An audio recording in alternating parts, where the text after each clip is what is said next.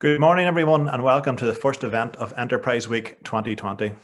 This time last year, when we welcomed hundreds of people into seminar rooms, halls, and theatre spaces and workplaces right across Mid-Ulster for Enterprise Week, I don't think any of us could have imagined that in a short few months, all aspects of our lives would literally be turned upside down. Almost from the beginning, however, local people and our local businesses in particular have shown the enterprising spirit which characterises this area. They have responded to the pandemic as an entrepreneurial region would by seeking out opportunities, diversifying, adapting, flexing delivery models, and working hard to sustain their businesses, retain employment, and meet their customer needs. Working remotely, selling digitally, engaging online, and connecting virtually are all now a part of the new normal. And so it is for this year's Enterprise Week, when we deliver a total of 12 diverse events, all being delivered via webinars like this. Each element of the programme has been designed to help our businesses meet the challenges ahead, particularly for some of our hardest hit sectors like retail and hospitality. But equally, we're seeking to inspire, encourage, and equip businesses with new skills and ideas to help them recover and grow.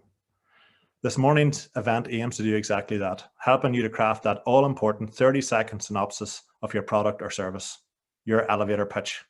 No better person for the job and no stranger to Mid-Ulster and Enterprise Week. Una McSorley is here just to do that. So enjoy the next hour with Una, and if you haven't already, check out the rest of this week's programme. I'll now hand you over to Una, who will be hosting the rest of this webinar. Thanks, Cathal. You've just left a meeting with a client. You step into the elevator and you hear someone calling, "Wait, hold it please." You thrust out your notebook to hold the elevator open, and in steps a potential client you've been waiting to speak to for a long time. He asks you what your new company does. You open your mouth and then pause. Where on earth do I start? Then as you try to organize your thoughts, the elevator stops and he's on his way. If you'd been better prepared, you're sure that he'd have stayed long enough to schedule a meeting. Encounters like these happen every day, whether it's by virtue of design or just luck. You come face to face with the person that you believe can help you achieve your goal. The problem is, too few of us are prepared to deal with such a situation. We haven't considered what we would say, much less prepared something to say. As a result, instead of capitalizing on the opportunity, they just let it walk out the door. My goal today is to ensure that you know how to handle yourself in a situation like this. If you've just a minute or two to catch the attention of the person, you will know exactly what to do and what to say. And this means developing an elevator pitch. So in this webinar, we'll look at what an elevator pitch is and why you need one. We'll then move on to look at how you can create your own elevator pitch that leads to more quality conversations. And finally, we'll look at what do you do after the elevator pitch so that you can maximize your sales and build stronger relationships. When we talk about an elevator pitch, what is it? Seth Godin said the purpose of an elevator pitch is to describe a situation or solution so compelling that the person you're with wants to hear more, even after the elevator ride is over.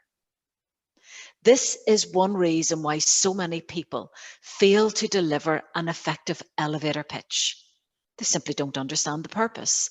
They act like the purpose of their pitch is to close a deal, while in truth, the purpose of an elevator pitch is to just interest the audience in continuing to talk. Your elevator pitch is designed to play the role of a primer, as a high-level introduction to what it is you're selling. It's therefore a summary of your idea, which can be delivered in 30 to 60 seconds or less. It's called an elevator pitch because a standard elevator ride takes little or no time, anywhere from 10 to 60 seconds.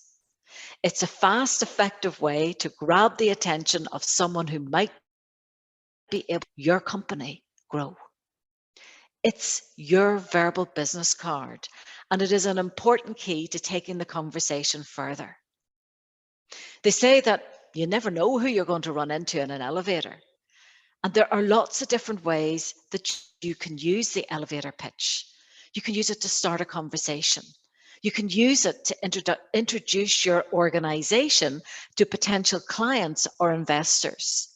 You can also use it to sell a new idea to your staff when speaking at a conference or speaking at a trade show or at a networking event, which of course we can't do at the moment, but they have moved online. So you can still use your elevator pitch online. So regardless of who's on that elevator or on that Zoom meeting with you, if you want to introduce yourself and make an impression on them, you're going to need to get your message across in a very short space of time. Generally, these pitches are made to those who are really just learning about your business for the first time. So they're all about grabbing people's interest. Some people think that this kind of thing is only useful for salespeople who need to pitch their products and services. But when you think of an elevator pitch, you probably think of networking events, speed dating style businesses, funding pitches. But a good elevator pitch can be so much more than that. It can be your social media bio info. It can be the footer on your emails that will remind people what it is that you do. And it can also be the content that you use throughout your website to explain very simply and quickly what it is you do. So even if you're not in a situation where you're networking, or like so many of us here today, we're not meeting people face to face, don't think an elevator pitch doesn't apply to you. Any of us who are responsible for growing a company are constantly in a position where we're having to explain to people exactly what it is that we do. And elevator pitches have been used to create business opportunities, they've been used to forge partnerships, and they've been used to make those all-important connections. It's almost like having a mental PowerPoint presentation in your head, ready to go when you're asked, who are you and what do you do? How do you go about creating your elevator pitch? I'm sure a number of you have tried to create one, and if you have, you've probably realized that it's really hard to come up with something that sounds really compelling. And even people who have an elevator pitch often worry that it's not good enough. If we don't have an elevator speech and we're asked that question, what do you do? It can stump and paralyze you. And it can do that to even the most successful business person. Instinctively, we want to answer the question with what we are. And that could be, I'm a teacher, I'm a doctor, I'm an entrepreneur. The problem, though, is that that type of response often stops the conversation because of a preconceived notion about what we are and what that means and what that does. When we respond in that way, we start to beat ourselves up and we think, I really didn't use that opportunity very well to put myself out there and create a sense of what it is that I can do for that person. How do we tell somebody something about what we do in a way that's really meaningful to them and doesn't feel like an in-person spam? Because that's the challenge. When creating a pitch, many people find themselves with this mental block. In fact, getting started is almost the most difficult part. And although there is no perfect pitch formula, having a basic roadmap can be a great help as you gather your thoughts and prepare your pitch. There are steps that you can go through to create your own. And the first step is to really start to think about the objective for your pitch. For instance, do you want to tell a potential client about your organization, or is it about a great new product idea that you want them to know about? So to demonstrate this process, I'm going to share an example with you. And in this example, I'm trying to launch a new app for the university lecturers. So my objective here is to raise awareness of this new app that I've developed to help university lecturers engage their students. Having identified your objective, you're now ready to move to step 2, which is all about understanding your audience so that you're very clear in your own mind who it is you're talking to, why you're talking to them, and for what desired outcome. You can't write an effective pitch if you're not even sure who you're speaking to. You need to know your audience and their specific needs. And this is a really important step, because if you don't know who your audience is, you won't know if what you do is even relevant to them. Your message should be tailored towards a specific target audience. In fact, you will need to have a few different pitches, or at least make tweaks to your basic pitch depending on who it is you're speaking to. Having a clear picture of who you're trying to attract can help you to write something that's clear, concise, and hopefully memorable. As you think about your audience, think about the questions that they would want you to answer when you're delivering your pitch. And so what they will want to know is they'll want to know a little bit about who you are. They're going to want to know what you do. They're going to want to know a little bit about the problem that your business is addressing. They'll want to know what your solution is, the benefits that you can offer them, and they may well want to know what you want them to do. So let's go back to my app. I've identified my objective. So who is my target audience? And my target audience for this new app, I said it was universities, but the target audience specifically are academic leaders, potential investors, and new recruits. Having identified your audience, you now need to identify the problem. And a good approach at this stage, if you have secured sales, is for you to think about some of your best customers and think about the following 3 questions. What was their major challenge? How did you help them? And what benefits did they see? You can then build a problem statement that summarizes exactly the why your audience needs your help. So for me, university lectures are having a difficult time connecting and engaging with students because of the distractions caused by social media. Students are struggling, and professors are now on the hot seat as they are responsible for student results. Now that you've identified the problem, you need to be able to explain your solution. And you need to be able to explain your solution in as concise a way as you possibly can. So you want to state how your service offering or product can help. And of course, you should try to avoid technical jargon or buzzwords or being overly descriptive with the problem. Having identified the problem, then clearly your solution. And our solution in this case is that we help professors improve classroom engagement by 200% by using a platform that enables students to participate through social media. And finally, you need to have a clear call to action. Now, what do I mean by a clear call to action? Well, it's simply, what do you want the audience to do for you? And the call to action will clearly depend on who the audience is that you're pitching to. So for me, with my academics, my call to action with the academics, I'm looking to find academic leaders who can use our technology.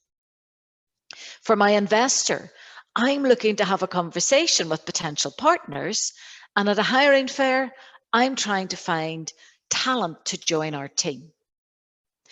So let's put these 5 stages together and see what we come up with. So I'm Una McSorley. I'm an app developer with Marcomm. We help lecturers like you to reconnect with their students to deliver results. We've built a platform that enables students to participate and learn through social media. And I'm here today to make academic leaders to see how we can help your teams. Now, that was 50 words delivered in about 30 seconds. So now that you have your high-level sense of what an elevator pitch is and what it's designed to do, let me drop down a level and discuss some of the characteristics of an effective pitch. After working with hundreds of businesses, I found that the elevator pitch is made up of 6 key components. The first is that they need to be clear and concise. So rather than filling them with acronyms and MBA speak, an effective elevator pitch should be written in such a way that it can be understood by your grandparents, by your partner, and by your children. It contains as few words as possible, and this although it can be difficult to do. I'm sure you're all familiar with Mark Twain when he said, "I don't have time to write a short letter, so I wrote a long one instead."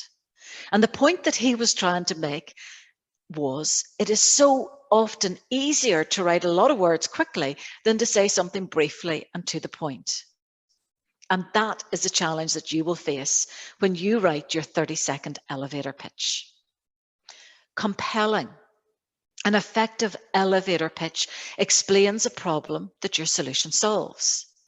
It also has to be credible because it needs to explain why you are qualified to see the problem and to build your solution. It also has to be customized because an effective elevator pitch addresses the specific needs and interests and concerns of the audience. And that's why it's so powerful. It also needs to be consistent. So every version of an elevator pitch conveys the same basic message, and it has to be conversational. It's important that it is conversational because a good salesperson never sounds like they're trying to sell you something, but rather they're simply having a conversation with prospects as if they were old friends. And the elevator pitch should really be your tool for starting a conversation.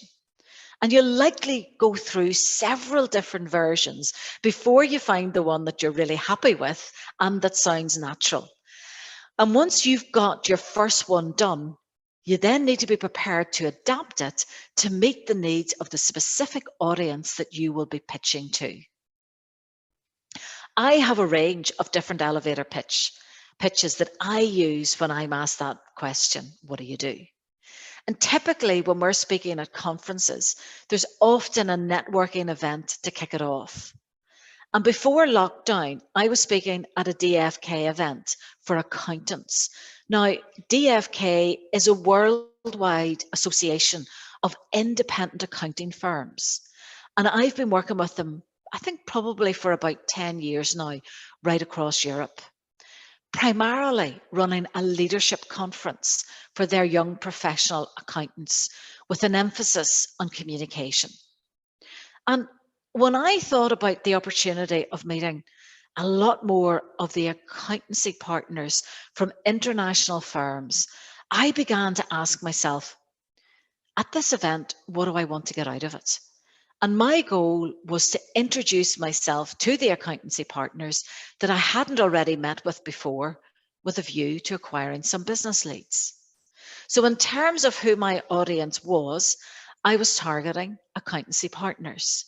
And I began by thinking about the questions that they would want me to answer that I could use then to help me pull my elevator pitch together.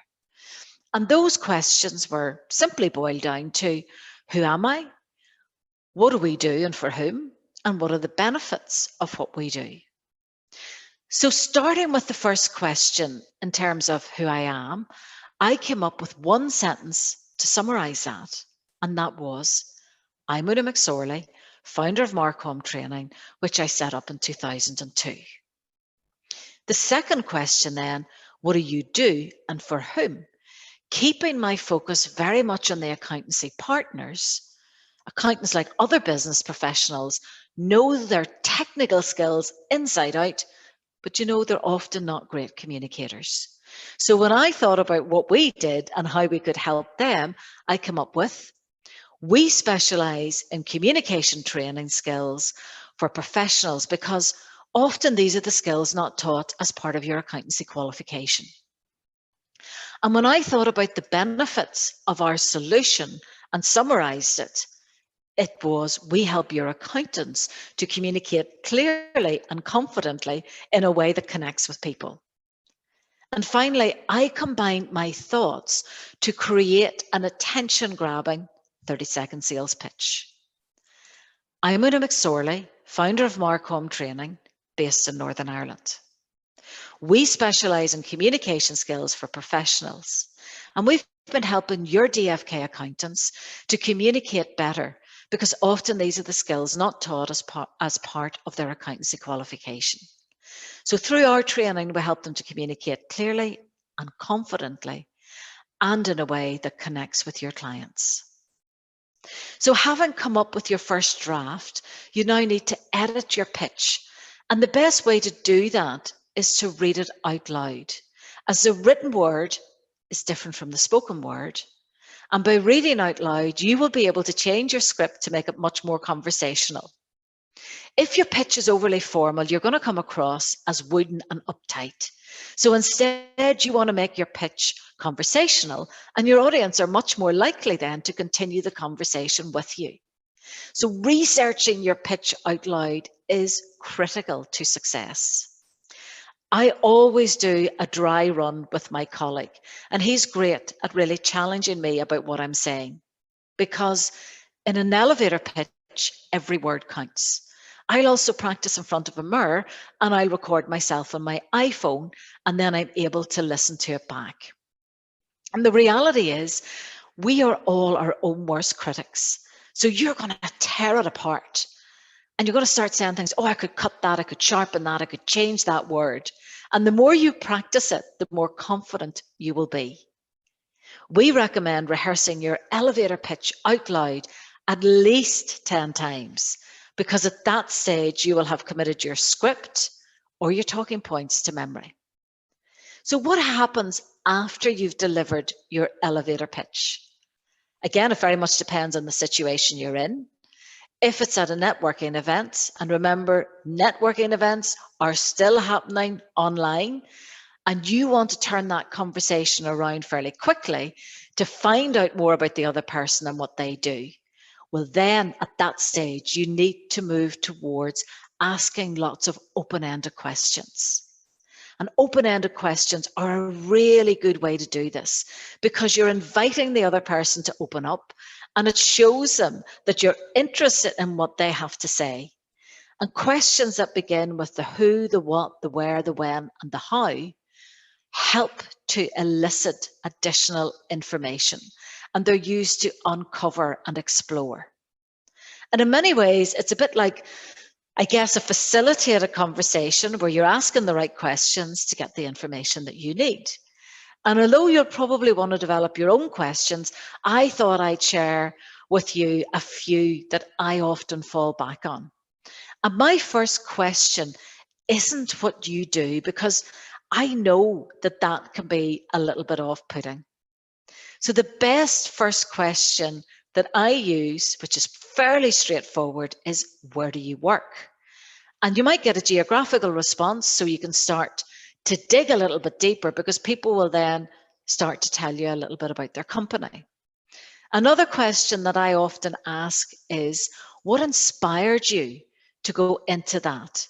And if that word inspired you feels a little bit too touchy-feely, then you can simply say, how did you end up doing what you're doing? And they will be more than happy to tell you. And they'll love to talk to you about their journey as to how they got to where they've got to. And then the next question, and it actually takes you to a really positive place, because you're asking them, what do you like about what you do? And when people are happy, well, they associate that happiness with you. And they will love to tell you what they like. And again, that's giving you lots of clues in terms of what their potential needs may be. And then the next question is, what was, whatever organization they work for, what was your company like when you first started? And using a reflective question like this is really powerful, because it gets them to think, and it gets them to compare what something was like then as compared to now. And again, that can give you a really, really good insight into their needs. And finally, I ask them, how do you approach whatever it's going to be? How do you approach something now? And then you'll unearth lots of different problems or issues that they're dealing with, so that when you're talking back with them later with your stories, you can make sure that the stories that you're telling them are relevant to their needs. Open-ended questions are really good at getting the other person to open up, but to be really effective at building that relationship, you've got to listen to their responses and demonstrate that you're actively listening. Active listening involves concentrating 100% on the other person. and remaining attentive to what they're saying, no matter what other distractions may be present. You must focus all your energy on the content of their message, taking into account any subtle signs that they may give off through their tone of voice and through their body language. And it's vital that you shut your mind to formulating your response or acknowledging your own emotions while the conversation is underway, because you'll be much better able to absorb the full meaning of the communication by listening to it in its entirety. And a simple way to keep you focused on the conversation and show the other person that you're listening to what is being said is to use your facial and head movements. So, for example, a nod of the head, eye and eyebrow movement, a smile of acknowledgement, whatever is the most appropriate. You can also verbalize that you are concentrating on what is being said by uttering a okay, or something similar. And the reason that active listening is so important is because active listening also makes the speaker feel that their contribution is valued. And this can be a decisive factor in making the meeting a positive experience. So what do we mean by active listening? And I want to introduce you to the 3 levels of listening. Level 1, the listener's focus is totally on themselves and their own thoughts rather than on the other person. And you can generally tell their behavior by the intermittent eye contact. Sometimes they're looking away, sometimes they're looking distracted, sometimes they're glazing over or interrupting or simply not responding or responding with a comment about themselves. So the classic is, we're Monday morning here. If someone was to ask you, how was your weekend? But before you can barely get your answer out, they're starting to tell you about their great weekend. How do you feel? Because they are asking the question with the sole purpose of speaking about themselves. How often have you experienced this? And also, how often have you maybe done this? At level 2, we are a little bit more focused on the other person's response, because now what we're doing is we're listening to understand. And the listener is focused on words and body language. And their responses suggest that they are actually listening. Yes, I see. Tell me more. There's good eye contact, there's positive body language, they're leaning in to listen, they're mirroring the other person, they're matching their emotions, they're smiling or they're looking concerned. But we still have some focus, even at level 2, on ourselves. And that could perhaps be, we're thinking about what is the next question that we're going to ask while the other person is talking to us. And I know I've certainly done that, and we probably all have done that. But at level 3, we are listening at a completely different level and a completely different intensity. And this is known as global listening, where the listener is focused on the speaker and picks up much more than what is being said, because they're picking up an emotion, they're picking up an energy as well as what the person isn't saying. And responses that suggest they're really listening. You seem so energized when you talk about that. Or you seem to feel very strongly about that.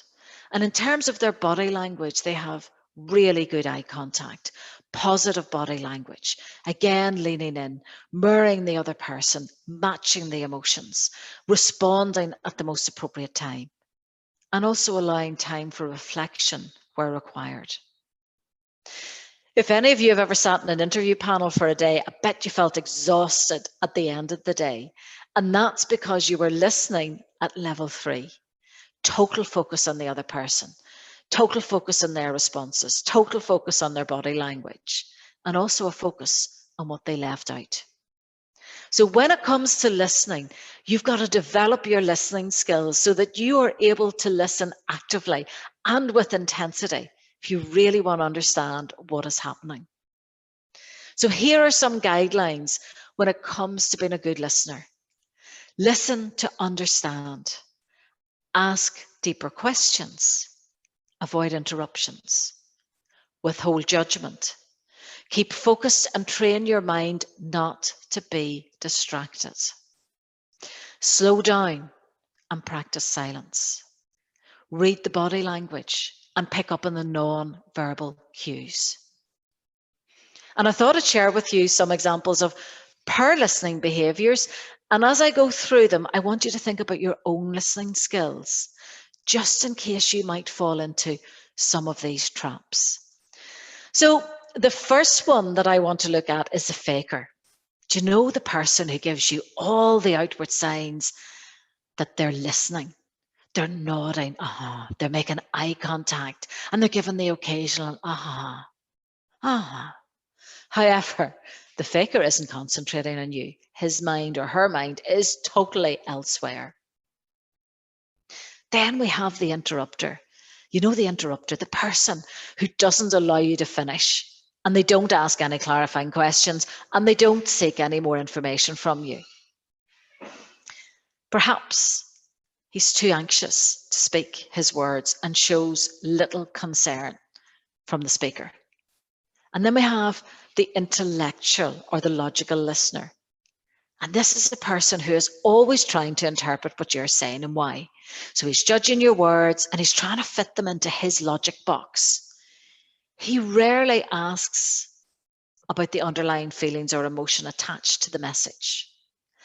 And then we have the dominating speaker. I'm sure you've met plenty of dominating speakers. They will use your words only as a way to get to their message. So when you say something, and frankly, it could be anything, the dominating speaker steals the focus and then changes to his point of view, to his opinion, to his story, or to his facts. And I keep saying his, but I'm using that, his or her. The favorite dominating speaker lines are, that's nothing. Wait till you hear what happened to me. Or, I remember when I was. And I'm sure you've all encountered that. Maybe you've even done it yourself. And then we have the rebuttal maker. These listeners, they only listen long enough to make a rebuttal. His point is to use your words against you. At his worst, he's argumentative and wants to prove you wrong. Or at the least, the person always wants to make you see their point of view. And finally, we have the advice giver. Giving advice is sometimes helpful. However, at other times, this behavior can interfere with good listening because it does not allow you to fully articulate your feelings or your thoughts. It doesn't help you to solve your own problems. It prohibits venting. It could also belittle you because I could come across as if I'm minimizing your concerns with my quick solution. So well-placed advice is an important function of a salesperson. However, advice given too quickly and at the wrong time is a complete turn-off to the speaker.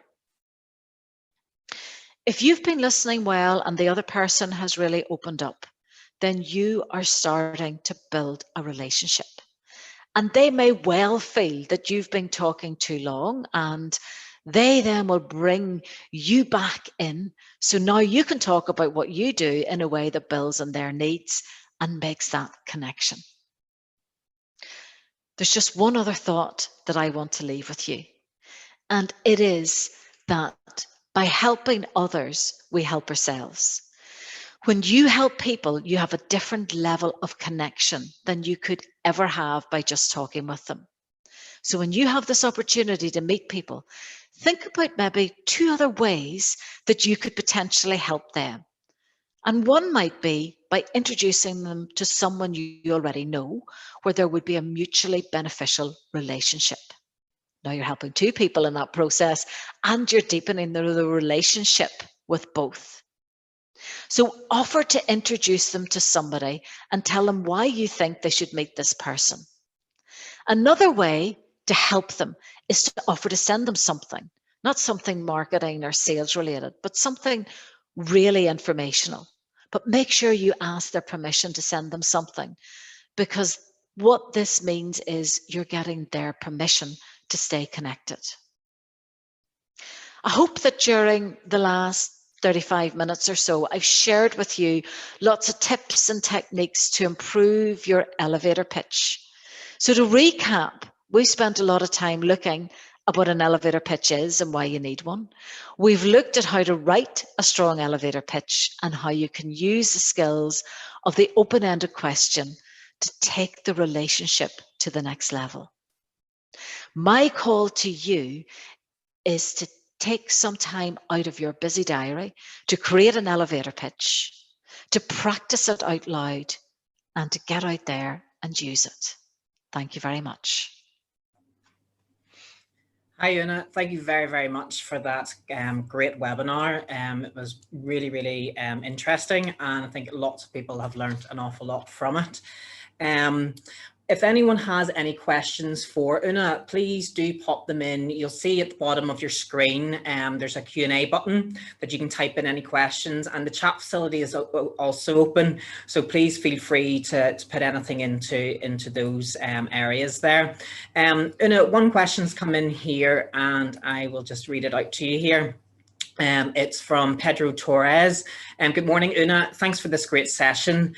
My question to you is, with the new normal of video meetings and virtual elevator pitches, how can we use our non-verbal communication to support our pitch on such a small video window, i.e. the other person can probably only see from the neck up? Thank you. I think you can still tell a lot from what's actually happening, and certainly over the last 6 to 8 months, I have been not only running pitch master classes, but I've also been hosting training programs. And rest assured, I can read the body language as easily as I can if I was face to face.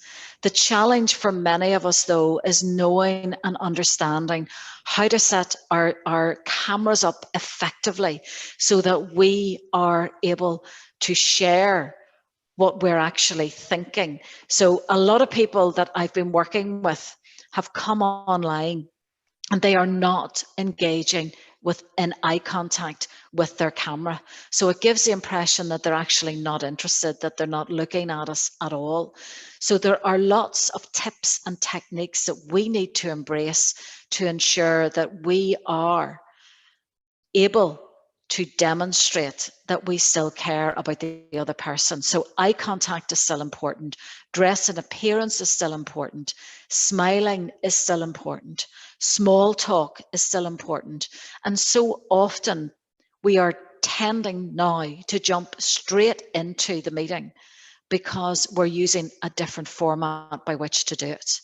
But I would say the onus needs to come back to us to make sure that we build in that level of interaction and the opportunity to have some small talk to start to build that rapport in the relationships.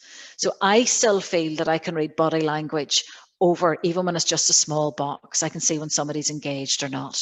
So Pedro, I hope that answers your question, but also what I do want to share is that you have explained, in case anybody hasn't seen it, that you work for business development at the Northern Ireland Chamber of Commerce. And you've explained in your message that the Chamber is a network for businesses in Northern Ireland, enabling members to grow their organisations both locally and internationally and drive the development of the economy.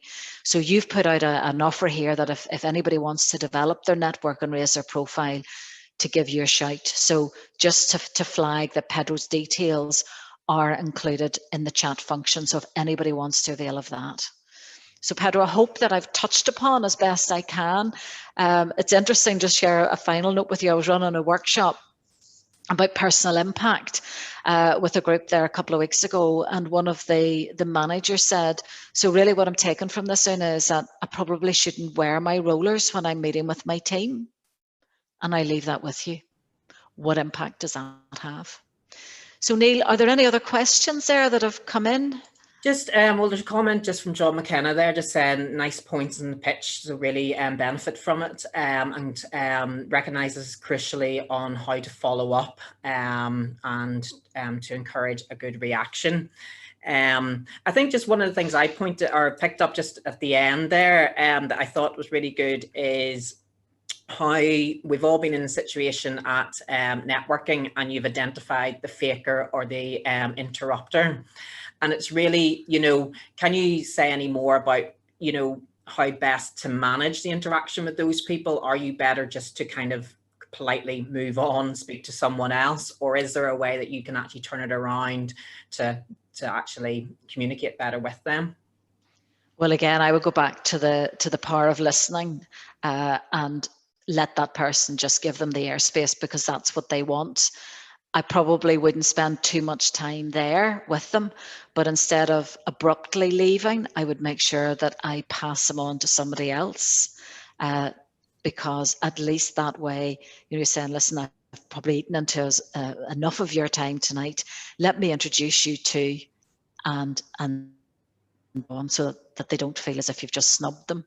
So how we end a conversation is as important as how we start it. Brilliant. Yeah, that's great. Well, I think I don't see any more questions that have come in at the moment. If anyone does have any more questions, if you want to fire them in there quickly, I'll just say a little bit more in relation to, we'll be sharing a copy of the slides, and this recording will be available as well later in the week. So if anyone wasn't able to make it that you know of, they will be able to see it. And if you have any colleagues that you think would benefit from seeing this fantastic presentation from Una, this will be available on social media of the council later in the week. We'll also be sending out a feedback form shortly. So if everyone that is taking part today would really appreciate positive or any constructive feedback just for future events. The council also don't want you to forget to check their Facebook page on Friday evening to see if you are today's daily prize winner. Draws for all 5 days will be made on Friday. And if you're a lucky recipient, or if you are the winner, you may win an iPad or a Fitbit. So that's excellent. And one of the council officers will contact you. This is the very first webinar of the week. We have about 10, 11 more actually. So if you haven't registered for other webinars, please feel free to go onto the council website and sign up. They're all completely free of charge. And just really, I'll just finish now by just thanking you, Una, again on behalf of Mid Ulster District Council for today. We really there's a couple more comments have come in as well, just as you were speaking there, and I just thought I'd respond to both of those. Again, Pedro, just thanking for the feedback on the camera comment, and you know, it is critical that we do think about that. It is so important. You want to create as professional a backdrop as you possibly can. And yes, where you should be positioning your camera is in front of a window so that you have as much natural light coming in. The other point, somebody has asked the question, is John McKenna, and he said, what's the best elevator pitch I've ever heard? Well, you're going to love this one. Here's my business card, work it out for yourself. No, it wasn't the best one, but it was the funniest one. So that was from one of the delegates on a program that I was running. Clearly there was a little bit of work needed to be done there. And there's another one, interesting. I would only add the importance of honesty in any presentation about your company and the services you may provide. That's from Peter Quinn. Peter, could not agree with you anymore. Really, really important that we are honest in everything that we do. Honesty, integrity need to be at the forefront, because you'll not get too far if you're not honest in a descriptor of what your business actually does. So yep, John, you found that pretty memorable, all right, as well. Thank you for that. And just if I could raise in the packs that you're going to receive from here, there is a 4-point plan on how to develop your elevator pitch. So have a go at that. It's just a little exercise that you could do. And now there's another one coming in, Amanda, from, could I ask, with new ways forward of virtual Zoom meetings, do you agree with using a background picture on Zoom, or should you let it be seen where you're working from? It depends on what your backdrop looks like. I have found personally, now Niels is working very well, but I have found other people who have used a backdrop where every time they move, they cut off half of their head. So you need to be really, really careful. But I would be looking at what are people actually seeing. So today, what you're seeing is now the Mid-Ulster poster that was stuck on my wall rapidly this morning starting to peel off. But normally what you would see are a couple of pictures behind me and that little plant, which is actually a plastic plant. But I make sure that I have this set up so that there's no clutter, that you're not going to see any mess. I want to give a clean, sharp, professional image.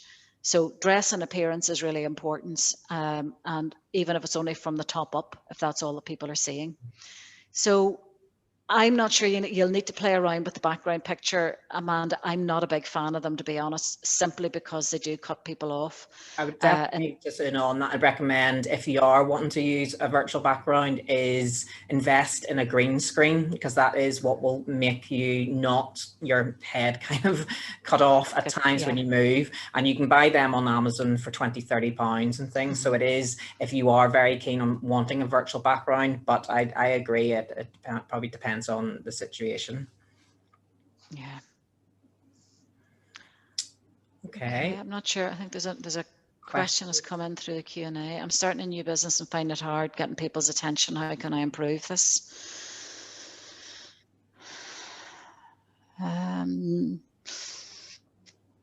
It depends. It's very difficult for me to answer that because I don't know what your business is and I don't know how you're currently trying to attract attention.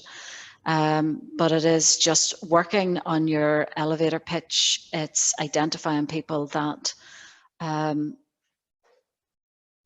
likely to be interested in what you do. So really focusing on your objective, identifying your target audience, setting up clear messages so that you can get out there and deliver those, but making sure that the people you speak to, that you've identified that they have a need for what you do.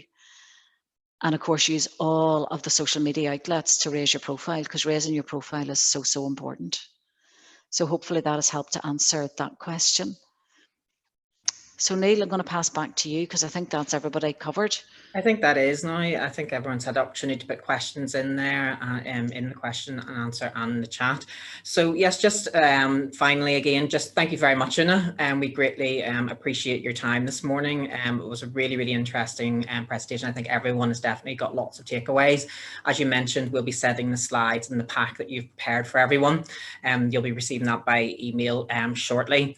And just also, you're delivering another webinar on Wednesday. If anyone would like to sign up to that session or any of the sessions, just visit the council webpage and you can register free of charge. And also, could I just say, Neil, that tomorrow for Invest Northern Ireland, I am delivering a full day workshop where you will have the opportunity to, and it's more the full sales pitch that we'll be looking at tomorrow. And you will have an opportunity to have a one-to-one session with me to actually deliver your pitch and get feedback on it. There are still a few places available. So if anybody wants to go on to the Invest Northern Ireland website, it's developing and delivering a compelling sales pitch. So I'd love to see some of you there tomorrow, and we would have the opportunity to go into a lot more depth. And you will also have the opportunity to have a practical session with feedback, and it would be one-to-one feedback on your performance. So maybe I'll see some of you here tomorrow as well. Perfect. That's great. Thanks very much again, Una. Thank you. All the best. Okay. Thanks, Neil. Bye.